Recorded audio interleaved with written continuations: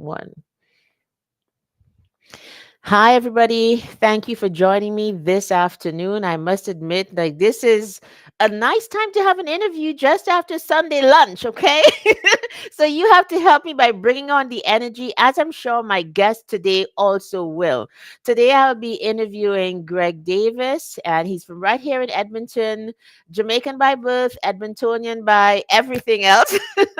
And we're going to just chop it up a little bit. Greg is a radio announcer, radio host.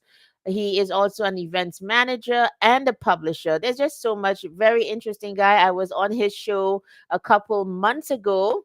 And it was just so interesting and learning about him, seeing all the stuff that he has done and is doing. I was like, let me interview him. So, wherever you're joining me from, welcome to Basement Chronicles, the Sunday interview. A special welcome to our Edmontonian group, the Think Meetups group. And I know we have something coming up very soon, and I'm definitely going to promote that when it does come out. But without any further ado, here's my guest. Hey, Greg. How Hey, you what's doing? going on, Lisa? I'm good. How are you? Yeah, I'm here. It's Sunday. Yeah, Sun's out shining. Sun is shining. I Yeah. know. Where are the glasses? Where are the sunglasses today? They're in the Oh. Jeep, so today's Greg Davis, not Big G. So, Okay, so I think I want to begin with the story of the sunglasses because I remember asking you about it mm, when I did meet you at your studio. yeah. So can you tell us a little bit about the sunglasses and then maybe segue into who are you and what do you do best, that kind of Well, like, thing? why do I wear them on air? So my favorite radio announcer is a fellow named Bob McCowan, and Mhm. he used to work for the Fan 590. He's retired now, and Bob used to always wear sunglasses in the studio. Yeah. Oh wow. That was his thing. Mm. And so I guess emulating somebody that I look up to in terms of Yeah. radio game. And so Oh, I totally get that. It's almost like we really do become like who we behold, like who we hold in esteem. yeah, I totally get it. Okay, so tell us about you, a little bit about you. I asked you the question before, Greg, were you really born in Jamaica? And I have to yeah, tell you why I asked that question. mhm, Because I've got a few friends who are so steeped in Jamaican culture. Their families are from Jamaica mhm, to the point where they were born here in Edmonton. mhm, But as far as they're concerned, they've never stepped foot in Jamaica, but they mhm, are Jamaican. They everything about them is Jamaican and they feel it very deeply and express it. So mhm. that is where that question was coming from. But definitely you are. Yeah, I mean, I was born there, raised there, went to high school there. I go back home every 2 years on average. My mom, my sister, my brother's still there. Mm, So I mean, yeah, that's where born, raised, grown. wow. That's always home for me. So Okay. So what do you have, like, two homes then? Jamaica and Canada? I'd say three. Oh. Yeah, because Oh, Japan would be a right. home as well. Where? Japan would be also home as well. Yeah, let's talk about that. So I went, looking, researching. I've read a lot about what you've done, even in Mm, speaking with you. Those 10 years in Jamaica. So those 10 years in Japan yeah. seemed seminal. Tell us about that part of your life, how it influenced you, also. I mean, I guess the story of me going to Japan starts with an opportunity that the government denied me here in Canada. So I was an international student, and my final year at Ryerson, Mhm. I my degrees in marketing, um, and my minor is business law. And my final year marketing course, we had to do a marketing campaign for an arena football team that was co-owned by the son of the president of Toronto Blue Jays. And we did it. My team won the thing, Mhm. and they offered myself and a couple other people internships at the Blue Jays That's in marketing. big, right? Yep. Huge. Oh, yeah. Um, the at the time, the rules for international students were different from they are now. And so the government said, nope, sorry, he can't take that role because it's reserved for Canadians. Oh, jeez. And so I guess my life would have been radically different had I been able Yeah. to take that role. 'Cause I love baseball, and working for the Blue Jays would have been Oh, amazing. nice. Okay. And so from there, I got a job working for a local advertising firm in Toronto, which ironically, they're friends with the Blue Jays ownership staff, and it's a job I don't recall ever applying for. Oh, so do you think something happened? Well, no, what happened was they got hold of the work I did for the team, and Oh, then they said they wanted to bring me in. So in my interview, they actually referenced my project. oh, that's awesome. So Wow. that's how I got that job. But because when I graduated, at that time you're on a year-to-year work permit, work Mm-hmm. visa. And then September 11th happened, Okay. and when that happened, Immigration Canada shut down their entire system, and they said, "Well, you can't stay here because we're not processing anything. So it's up to you if you want to be here illegally or you want to just leave." What? Yeah, because they weren't renewing visas, right? So I decided I could either go back to Jamaica or I figured it was going to be a year, maybe 2 years before they got their thing sorted. So I Mhm. figured let me go to Japan, teach English for a little bit, and then come back. It took them about 7 years to process my paperwork. Oh my goodness. So that's why you were in Japan for about like That more long. than oh my goodness. Wow. So what's the feeling about Canada during this time? I mean, in a way, it's almost like the system might have failed you as an international student. What are you thinking about the system at I this mean, time? it's kind of why when people used to talk about Jason Kenney, and I'm like, I have no love for Jason Kenney. He was Right. a Lots of he people was don't. he was a head of immigration for Canada at that time, Oh, okay. and I actually learned a fair bit because I was in the system for so long. I actually had a person at immigrant my personal Immigration Canada A person, representative. yeah, that I could call, which you never get. Like you'll never have that kind of access. They would even call me personally in Japan Oh my goodness. because Wow. they made so many mistakes in the process of my thing. And so you know, I just got to learn how what they do in order not to be called racist, because the conservative governments tend to want to restrict immigration, Yeah. but they don't want to come outright and make policies that say, well, we don't want no immigrants coming here. So what they do is they understaff the department, severely understaff it. So then it creates a massive backlog in processing Yeah. time. And so Okay. at the time, in Ontario, because my application was going through Toronto, they had two immigration officers that managed all applications from Niagara Falls to Toronto. Two people. One officer that handled Toronto to Ottawa. One officer that handled Toronto going north to Barrie, Mhm. Mhm. and two officers handling Windsor towards Toronto area. Sounds like you had a lot of inside Oh information yeah, no, they broke it all down for me. for so I could long. Oh tell my goodness. I had the personal one-on-one person. Yeah. So they were highly confused as to why my thing is in the system for so long, Yeah. and that's why. And it got to the point where my application was approved to come back as a permanent resident, but it sat on their desk for 6 months because there's a 6 month window that you have to enter the country at the time. Yes. Right. And they called me saying, "Hey, your thing's been approved, but your deadline is next week Friday. Can you get back to Canada by then?" And you were in Japan at this Yeah, time.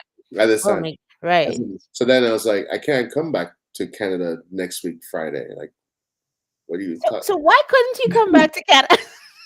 I'm being a nosy coach now. Well, So I'm it's asking all one the right week, right? questions. What? It's 1 week. Yeah, you can't really shut up shop and come back in a Yeah, week. after I mean, 10 years, right? yeah, Not after 10 years, right? that's not how it works. And so they put my information back into the system to reprocess it again. What? Well, Oh so yeah, did you lose that opportunity to get the PR then because you didn't land? I didn't land, so then they had to put it Oh, back in the system, and then oh my yeah, goodness. it was one. When I say bacchanal, it Yeah, was yeah, no, real bacchanal. Any carrying person would understand that word for sure. Yeah, yeah, what a yeah. mess, So eh? oh yeah, so I have zero tolerance for conservative governments when it comes to immigration. Man, hearing your story, I'm sure so many of us immigrants can identify. Hmm. Just not, and sometimes it's not even your fault, like in your case, right? It's just so easy to slip in the system, not slip Yeah, through, but yeah, slip in the system, and something goes awry, and all of a sudden your whole world is just turned upside down. I know about that. Like, yeah. I was actually at a trade fair one time, not a trade fair, like a student fair representing my department at the university, Hmm. looked on my phone, and I get the notice that the work permit was denied. We had Hmm. applied for an extension, did it myself because I was like, you know what? I can do this. I should be able to do that. And Yeah. I filed under the wrong label or the wrong category, right? Hmm. And we all got denied to the point where not only was it like a suspension or anything of the sort, like totally my employment was totally cut off. Like, that's it. Hmm. You have no Yeah, work they permit, can't. you're out. Yeah, To they the can't do point, like, anything. yeah, exactly. So it's so easy for things to just not go well in this system Oh until you yeah. finally get it right, right? Oh, Yeah. it's for me. It was just Oh my goodness. waiting game, and then that the after I got my PR status and I moved back into Canada, the fun didn't stop there because now I wanted to apply for citizenship.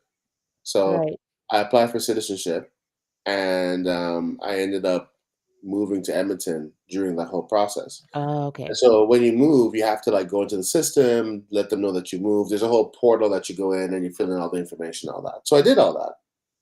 This would have been in December. Hmm. They called me in April to say, "Oh, hey, congrats, your citizenship's been approved. Everything's fantastic." 4 months later. 4 months later, Whoa. but no, but catch this. Your acceptance or your citizenship ceremony is next week Wednesday downtown Toronto. And I What? said, "But I'm in Edmonton." They're like, "Yeah, we just realized that." Okay, make it make sense. What? Okay, so if you just realize, okay, then what so, exactly? so then Yeah. they're like, so you're saying you can't come to Toronto for next Wednesday? I'm like, no, I cannot come to So Toronto. at this time, are you still speaking to your special representatives No, or I had just stopped. random? I had stopped with Yeah. a representative because I had the Right. PR thing, and I was just like, Right. it's going through the motions. Okay. Yeah. And but they call me personally because they have my information. And Immigration Canada never really calls you.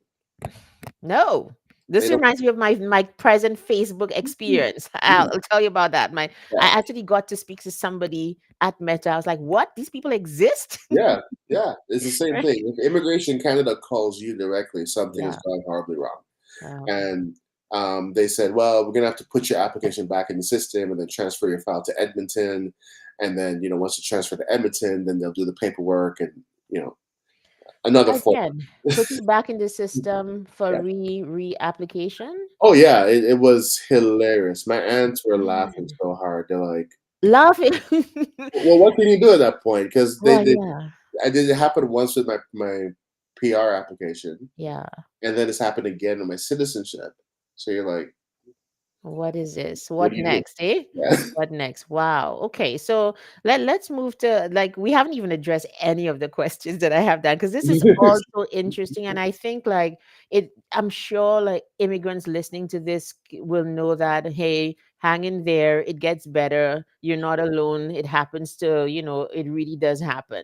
Yeah. I want to talk about Japan. Mm, Something that I found it interesting you said is that you grew up in Japan. I'm not yeah. sure. Maybe I just love like the exotic kind of, not overseas kind of thing. Maybe that's Mm, why. But tell us about that.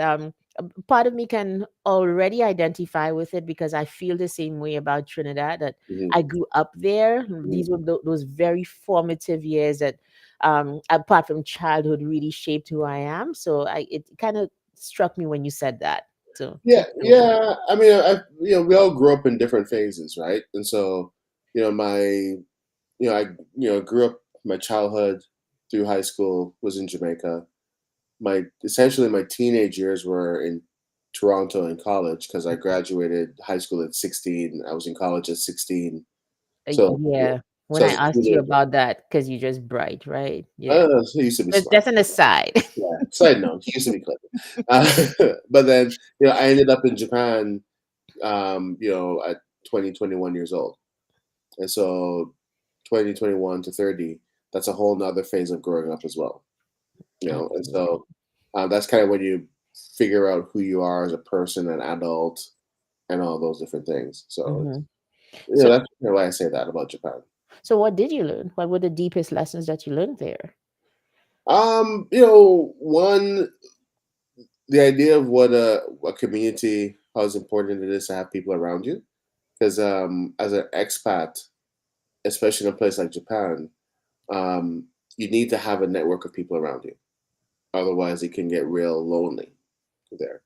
And so you got to have not just other expats, but connections with people Yeah. in Japan as well, to make that experience meaningful. And you also have to understand that you're there to learn, Mm, and understand what it is to learn, understand what it is to listen, understand what it is to not dictate to other people what you think their approach and value should be. mm-hmm. All right. That makes a lot of sense. So, did you learn about this community aspect because there was a lack of community for you, or because you did build your own community? Well, we kind of fell into it. So as expats, especially English teachers, there's a natural kind of camaraderie with English teachers in Japan. Mm-hmm. So the school that you're teaching at, the other English teachers, you all tend to kind of gel together, go out, have a good time. You have students that, and this is a vocational school. So when I say Mm-hmm. students, we're talking anywhere from grade one up to seniors. Mm-hmm. And you'll have a lot of the students that genuinely want to become your friend and teach you about their country and their culture. And so those things they help with the whole overall experience of being there. Mm. Okay. Oh, that's excellent. Just in terms of getting into publishing in Japan. Yeah. So you were an English teacher. You taught English as a foreign language, right? Yes, Right. that's what got me there. Okay. But I kind of got bored of teaching English after a while. Okay. Yeah. Yeah, you can only do this is a pen for so often, right? Oh my goodness. I think, yeah, honestly, I feel like teaching English literature is way more interesting than teaching English language. I've done Yeah, both of them, and I much prefer teaching English literature. So yeah. I English get you. literature would be much deeper Yeah, conversation, deeper experience. absolutely. But I was applying for different jobs outside of teaching. And this is kind of the only time that I can say I ran into pretty much racism in Japan, and it was from other expat-owned companies that Mm. had their own agenda of we only want blonde white men working at a particular place. It got to the point where one company kept calling me back for interviews, not realizing it's me. I told Mm. them, please delete my stuff because you'll never hire me. Um, Did the name kind of make them think that it was perhaps a white person? yeah, Maybe Greg Greg Davis. Davis. Yeah, I get that a lot too. Like Lisa Dublin, I'll use it. Oh yeah, get me one foot in the door. Yeah, generic name, right? Very Yeah. generic name. But then I applied for a job with Outdoor Japan magazine, and I remember that interview vividly. I showed up, my suit, looking all nice, tie and everything, and Gardner, who's the publisher and the owner, shows up. Hawaiian shirt, shorts, sandals, chewing tobacco. I'm Oh my sitting there, god. I'm like, I'm so overdressed for this interview right now. Did you tell him? Did you say that, or you No, thought no, in that? my head, I'm like, I'm so just, I don't know. But he and I hit it off from day one, and Okay. he's a really really close friend of mine in Japan. Oh, And wow. he and I wrote together for 4 or 5 years on Outdoor Japan magazine. And then you moved to another magazine, or that was like the last 5 years of your That was the that last 5 years awesome. in Japan. And then when I moved back to Toronto, I then got a job with Outpost magazine. Oh, Uh, yeah, I saw Outdoor and I saw Outpost. I was like, okay, what's going on? Are they related? Are oh no, they they're no? two They different. just Yeah, they're oh, in the same industry of adventure travel. They're uh-huh. both adventure travel titles. Yeah, And so it was a seamless kind of move into Outpost magazine because I had that industry experience. I knew yeah. the industry, I knew the brands, I knew the players, I had international connections with some of these things. Mm. And so that, was a really good learning experience. Like Gardner and Outdoor Japan kind of taught me what your passion is and how to like enjoy your passion. And then at Outpost Magazine, Matt, who's the publisher there, taught me how to turn your passion into like actual business. Oh, I love that topic so much. Before we even go there though, I have a question. I think I know the answer, Greg. Mhm. Okay. And I won't say the answer. If I'm wrong, I'm wrong, right? Yeah. What did you fall in love with? Was it the topic that you were interested in, outdoors, the adventure travel, or was it the publishing industry? It was the adventure travel. Yeah, Oh. because of the lifestyle, the people, the way it works. The publishing side of it made it easier, or it made it easier to be a part of the publishing because Hmm. you're in an industry that you already love. Oh, wow, So that makes being sense. being an advertising salesperson, which is kind of how I started, it's hard to sell something that you don't have a passion for. Absolutely. Oh my Right? goodness. So You let's know, talk about that.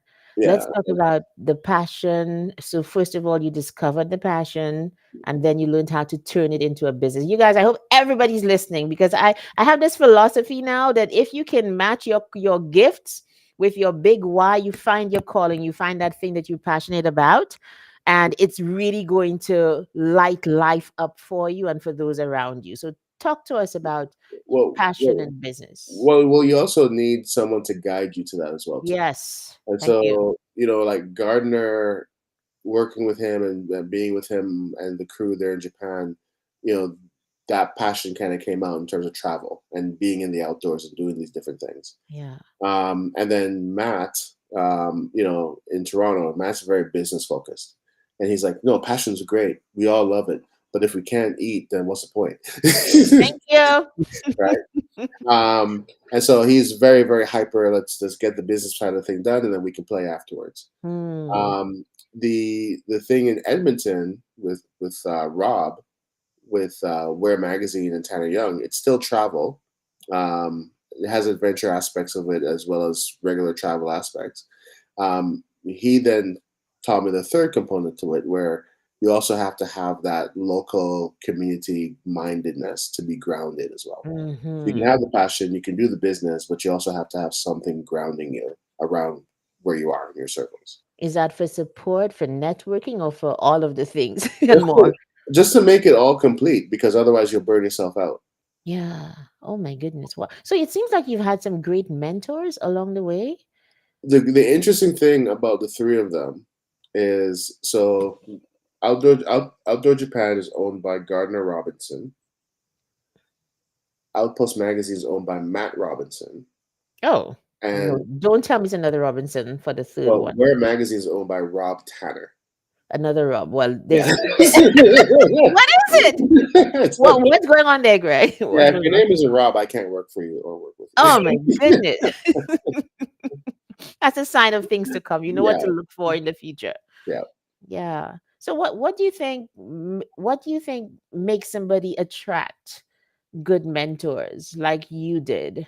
Did you go out looking for these people or No, I just kind of fell into their sphere, oh my goodness. and it all started with that first meeting with Gardner, and then being in the industry, and then finding companies led by people that are strong, stable, have a lot of wisdom and years of experience that can impart on you. Mm-hmm.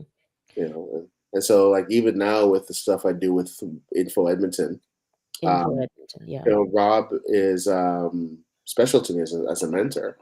But you know, we push each other. So I come up with these weird, crazy ideas, and he'll just shake his head, and he's like, "What's Go wrong for with it. this?" Okay, so tell us about Info Edmonton. Well, Info Edmonton used to be called Where Edmonton, Mm-hmm. and it's a local magazine that's available in every hotel in the city. Essentially, talks about the Edmonton experience. So you're here, you're looking for a place to eat, what to do with the kids, events, and it just gives you a nice comprehensive look as to how to enjoy Edmonton while you're here. Okay, but that's just like your latest venture into publication in Edmonton, because you've had a couple big ones along the way as well. Can you tell us about that Edmontonian leg of your publishing journey? Well, where Edmonton is what brought me to Edmonton. Okay. Yeah, so they brought me to Edmonton, and I Mm-hmm. was there for exclusively from 2015 to about 2018, 2019. And that's Mm-hmm. when I decided to branch out on my own to start Melanistic. And I know that's how I know about when I recognized that you were the person behind Melanistic, at least then, because I saw it everywhere. I went into a hair salon, it was there. Like I love that these magazines are everywhere, that you can pick them up and have a good read and just instantly just open up your world. So yeah. Yeah, and I mean, Melanistic was a good run. You know, it was four of us that started it originally. I resigned from Melanistic last year, Hmm. and you know, when I resigned from Melanistic, Rob actually called me back to come back to the Wear Edmonton brand as publisher for the group. Oh, nice. Okay. So he's the head of everything because we have about seven magazines. And then, you know, I'm in charge of like Info Edmonton, 48, and a few other titles. Oh my goodness. Okay, so which other one should we be looking out for? Which other magazines? Well, there's a That 48 Family Guide. There's a Mhm. Wish book that's coming out in December. It's a kind of a throwback to the Sears catalog Yeah. from back in the Oh, yeah, day. that used to be so delicious just to look at that Sears catalog. Oh Oh yeah, my goodness. yeah. So Yeah. it's a throwback to the Sears catalog. You know, we also publish Canadian Cowboy Country Magazine, Mhm. a whole host of things. Oh, that's awesome. But so Greg, have you branched out from the adventure vein, you think? Or is it No, still? it's still kind of all within that circle because you know 48 as a family travel guide still deals with adventure travel because we're dealing with camping, road tripping across the province, and adventure travel is not necessarily the guys that are doing crazy triple back diamond runs in Jasper or Mhm. skydiving, right? Mhm. Adventure travel is also experiencing food, festivals. Yes. You know, it's about exploring something new, traveling into a culture as opposed to around the culture. Yeah, yeah. And there's that big push incidentally in the Caribbean right now. There's that big push for that kind of giving people an experience in the culture, or instead of like around it, as you said. I still get the difference. And it makes for a more, I think, immersive experience for people. Yeah, it's more wholesome, more immersive, Mm-hmm. and that's kind of where people are leaning to now in terms of their travel experiences. Okay. So, a couple years ago, I guess with the advent of things like the Kindle and digital reading, a lot of people like heralded the death of print media Hmm. and magazines and that kind of thing. Yeah. Where do you stand on it? What from your experience in the publishing arena of magazines in particular? What's happening? You know, I tell people that that whole thing about print media is dead and all that, that's a Mm, farce. I think so. And it was something that was created by a bunch of people within the digital media industry that wants to develop it. But there's economics behind it. So, for example, as a magazine, we might make margins of say 15 to 20% Oh, on that's different things that great. we do. When Yeah. you're in a digital atmosphere, digital media, your margins are like 50 to 60, sometimes 70%. And so if your margins are that high and 25 years ago nobody really knew what was what, Hmm. you know, you're going to push this narrative so I can make my 60, 75% Oh margin. yeah, absolutely. And Hmm. so that's the economic driver behind that whole thing. Now, the reality is, when I drop a issue of Info Edmonton, 98% of the magazines are gone. Oh wow. Yeah. Um, when we did Melanistic, it was the same. You know, Hmm. I had someone tell me when Melanistic was starting out, "Oh, black people will not read this thing," and Yeah. I said, "Oh yeah, watch this." Hmm. Right. Yeah. And yeah, we would drop an issue, all copies are gone. Yeah, just swiped up, and it makes for good reading for putting in your bag, just even the size and everything of it, Yeah. and then you can read it on the train, you can read it anywhere. I love that. Yeah. Yeah, and people still read, people still Yeah. want to read. I Still think absolutely. with the magazine print media side of things, we're always looking for ways to better engage on digital channels because Hmm. the channels are there. And so, we're working on different ways to always improve that online engagement, but people are still always going to pick up that physical copy to Copy. read. Absolutely. So if you had to answer the question, what would make a publication successful? What are those ingredients? One, you have to have the passion for what you're publishing, the content. Hmm. You gotta have the passion for the content. And you gotta be committed to it because it's not a 9 to 5. It's No. not a 9 to 5. Like Hmm. it's a continuous, ongoing cycle and saga, and it's gonna cost you a lot personally, professionally. Hmm. And so it's not for everyone to get into. Yeah. Okay. What about having an audience, Mm, having people interested in what you want to publish? I know, of course, like even in being in business, either you are general or yeah. you're niche down. Mhm. So, what would you suggest to somebody who's maybe even looking to get into magazine publishing or so on, niche or general? The niche magazines are what are doing well. Those are rapidly growing because people want to read about their lifestyle, right? Mm-hmm. So if you are a gardener, you are going to want to pick up a cottage life or home and garden. Yes. If you are an adventure traveler, you're going to pick up Outpost and Explore and Canadian Geo and those Mm-hmm. kind of things, right? So people are always going to pick up publications that really relate to their lifestyle Mm-hmm. or something that is servicing a current need.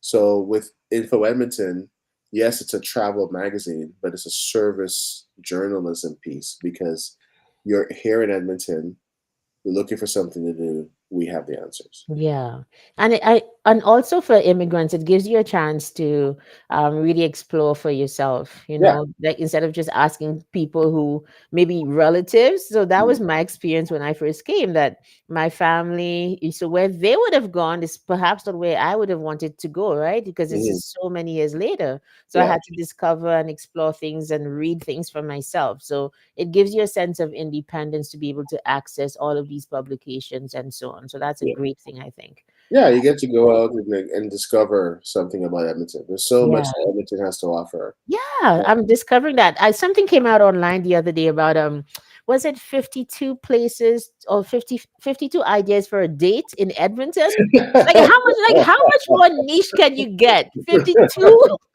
ways to go on a date in Edmonton, right? Mm. But then you click and of course you have to pay 19.99 You go. Canadian.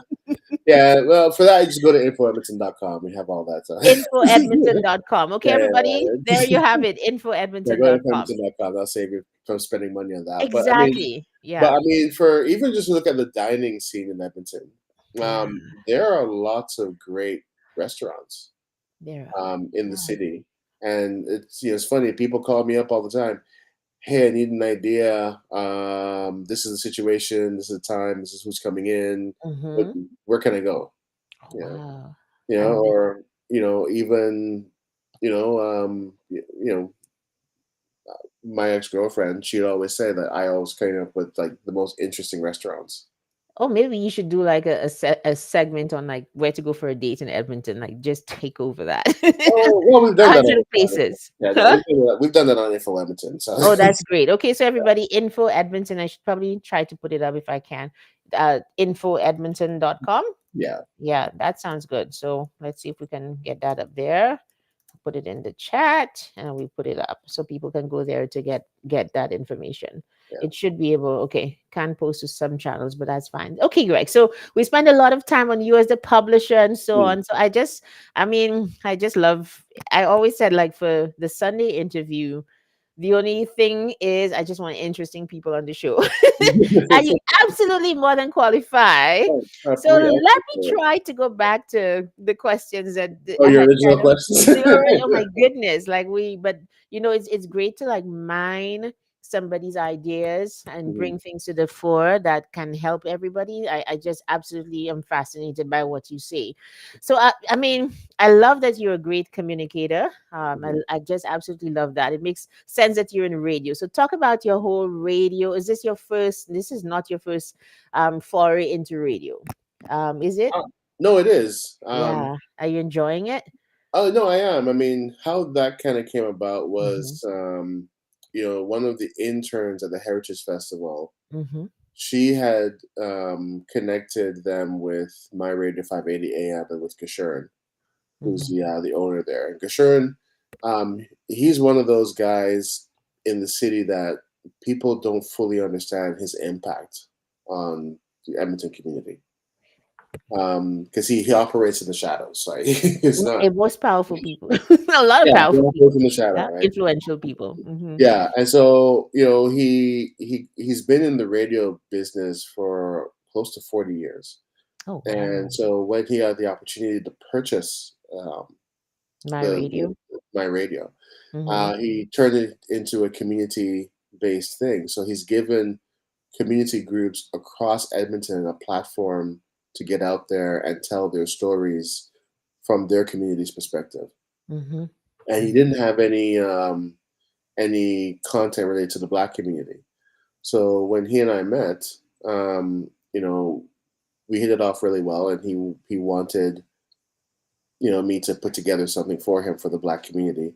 And so we initially launched it with Nilo and Nigel, with the Black Multiverse coming on the radio show.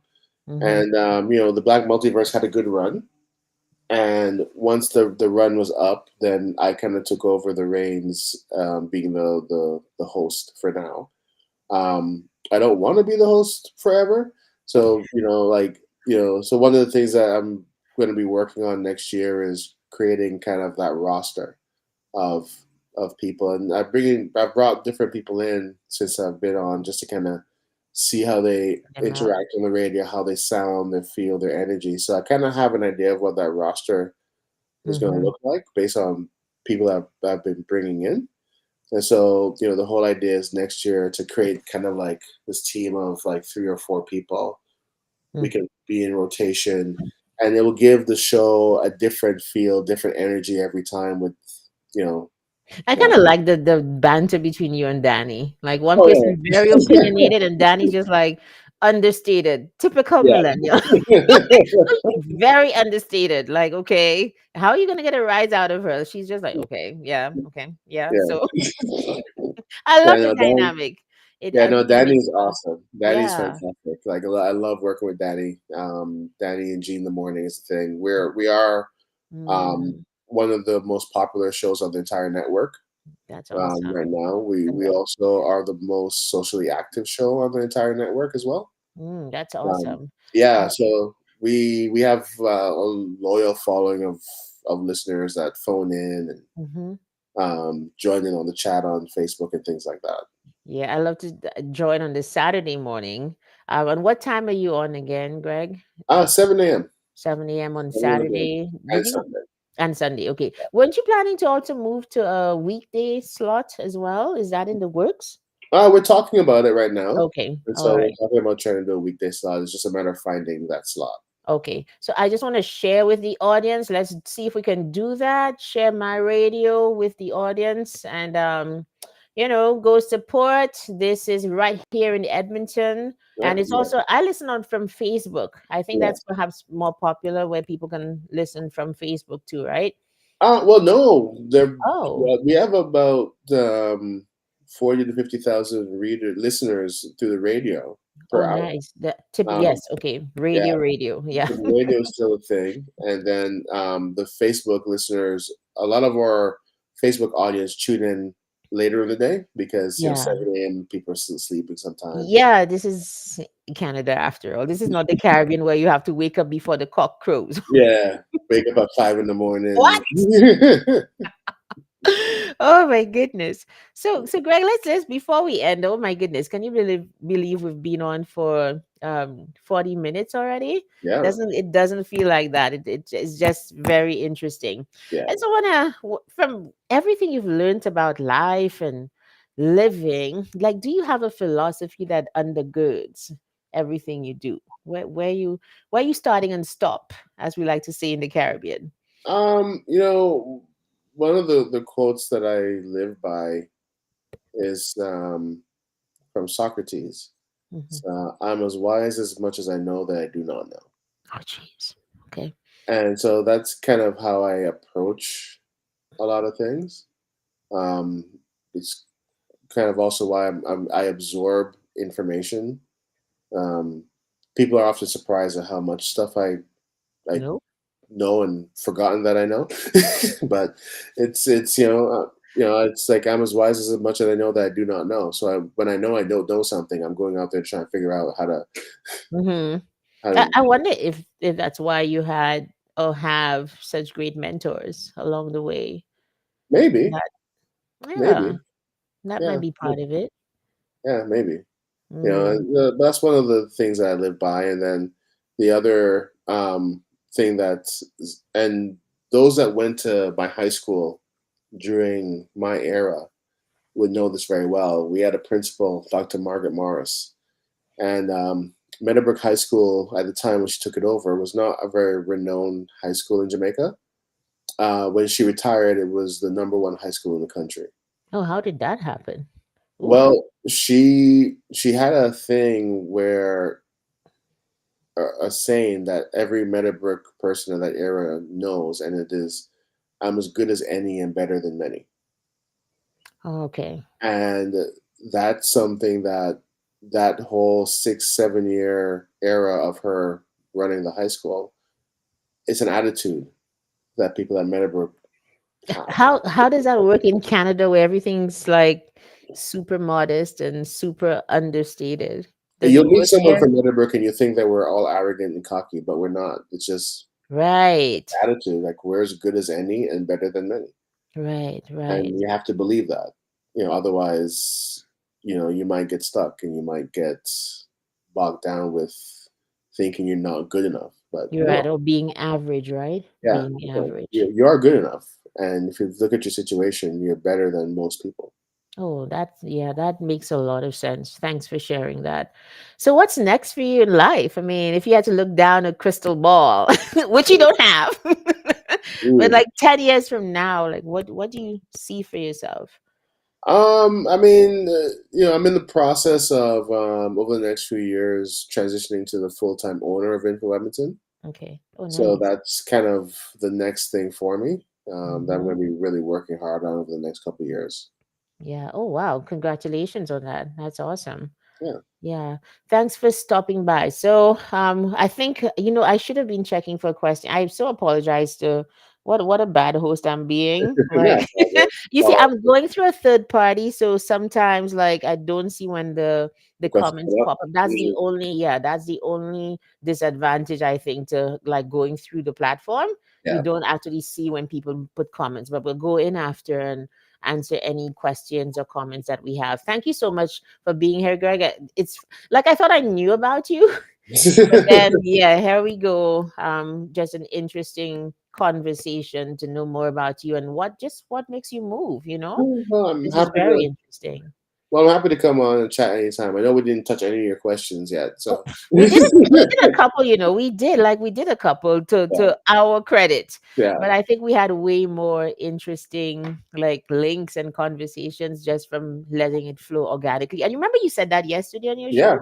That's Yeah. what I said. Yeah, that's what You I did. You're like, I don't need any said. questions. I'm just gonna come what I'm like, what is this guy talking about? Yeah, whatever Check comes your out my question. mouth. Yeah, whatever comes out my mouth. It's Take it. What did yeah. Danny say? She said caution. But there was no need for caution today. Tell her that. That's So all good. thank you so much and all the best with every future endeavor. And thank you for sharing your wisdom with us. That's what I Yeah, so appreciate. no, it's all good. Happy to be on. Yes, thank you. Okay, everybody. Thank you for being here with us on Basement Chronicles, the Sunday interview. And we'll be back with another interview next week. Hopefully, I'm just arranging that, but stay tuned for that information. Bye and enjoy the